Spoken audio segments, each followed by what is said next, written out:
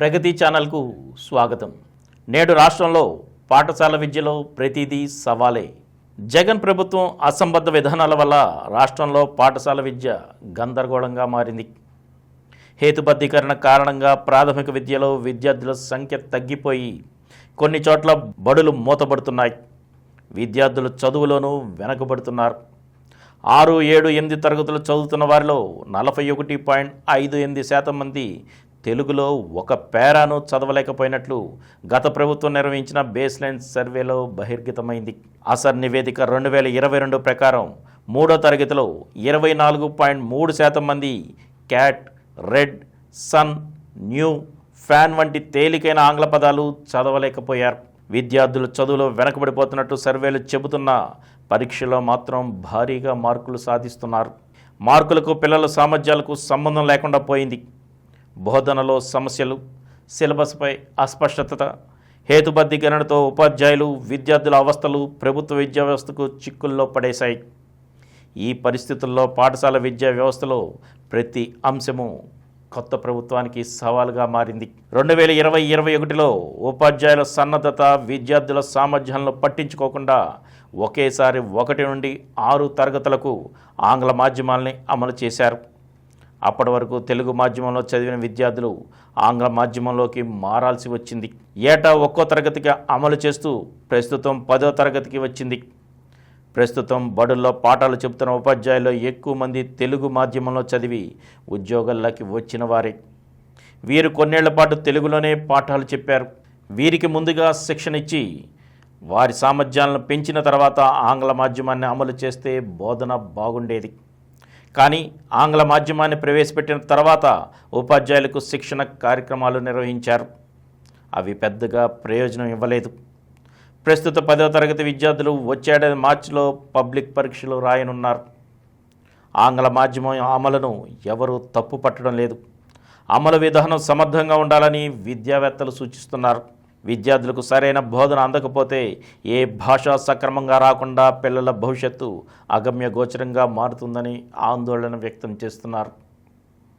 ద్విభాషా పాఠ్యపుస్తకాలు ఇచ్చిన 8, 9, 10 తరగతుల్లో సైన్స్, సోషల్ లాంటి థియరీ సబ్జెక్టులు పరీక్షల్లో ఆంగ్లంలో రాయడంపై విద్యార్థులు సన్నద్ధం చేయాల్సిన అవసరం ఉంది.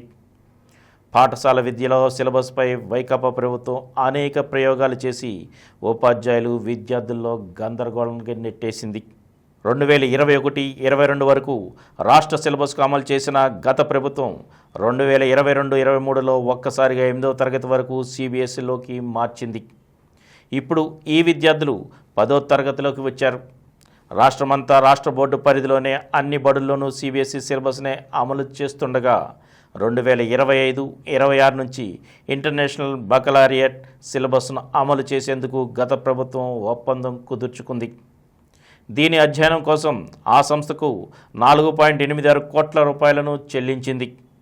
ఈ నేపథ్యంలో వచ్చేడాది అదే సిలబస్ ఉంటుందో లేదోనన్న సందిగ్ధత నెలకొంది. రాష్ట్రంలో 1000 ప్రభుత్వ పాఠశాలలకు సిబిఎస్ఈ అనుమతి ఉంది. కానీ రాష్ట్ర బోర్డు పరిధిలోని సిబిఎస్ఈ సిలబస్ అమలు చేస్తూ సొంతంగా పరీక్షలు నిర్వహిస్తుంది. సిబిఎస్ఈలో 10వ తరగతిలో 20% అంతర్గత మార్కులు ఉంటాయి. 5 సబ్జెక్టుల విధానం అమలవుతుంది. రాష్ట్ర బోర్డులో సిబిఎస్ఈ సిలబస్ చదివిన 6 సబ్జెక్టుల విధానం అమలు చేస్తున్నారు. పైగా 100 మార్కులకు పరీక్షలు రాయాల్సి వస్తుంది. ఇది రాష్ట్ర బోర్డు విద్యార్థులకు నష్టం కలిగించనుంది.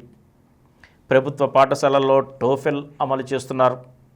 2024-25లో ఇంటరాక్టివ్ ఫ్లాట్ ప్యానెల్స్, స్మార్ట్ టీవీలు ఉన్న చోటే 3 నుండి 9 తరగతులకు అమలు చేశారు.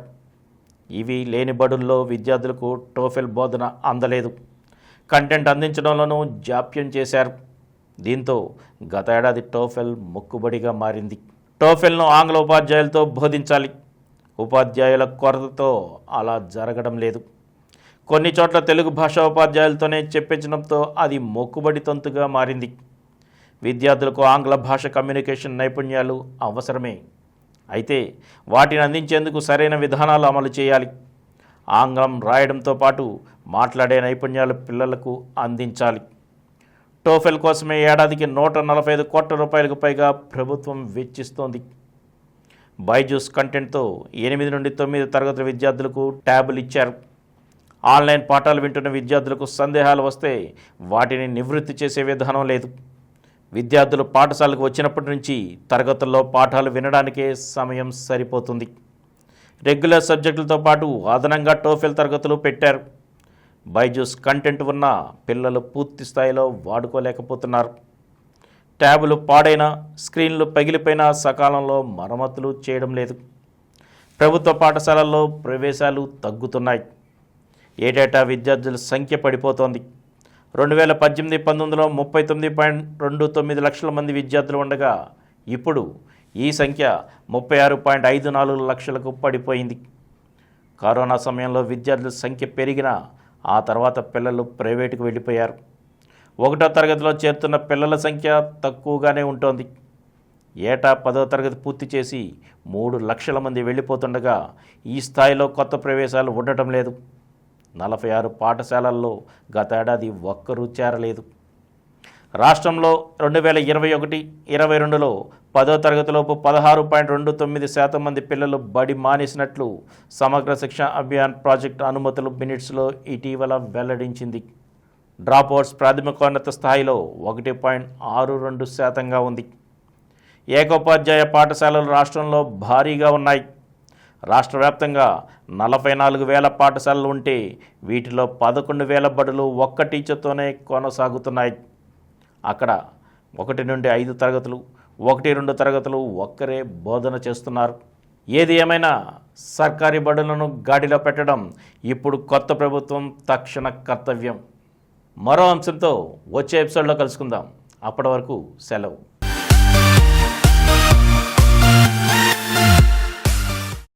ఈ కార్యక్రమం మీకు ఎంతో నచ్చింది కదా?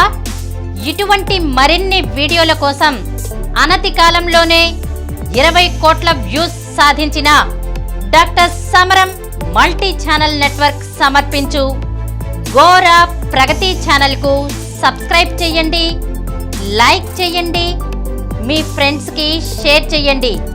అలాగే ప్రక్కనున్న గంట సింబల్ని ప్రెస్ చేయడం మర్చిపోకండి.